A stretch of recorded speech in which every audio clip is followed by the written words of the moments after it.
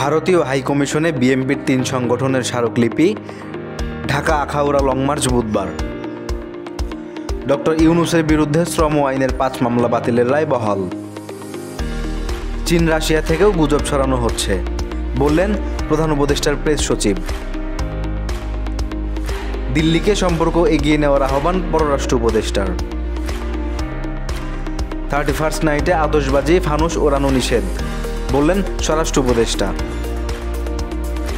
পুরানো টেন্ডার বাতিল করায় 1 জানুয়ারি হচ্ছে না বই উৎসব। সিরিয়ায় সরকারি প্রতিষ্ঠান থেকে সেনাবাহিনীকে সরে যাওয়ার নির্দেশ। বরিশালে স্পিডবোট দুর্ঘটনার 2 দিন পর 3 জনের মরদেহ উদ্ধার।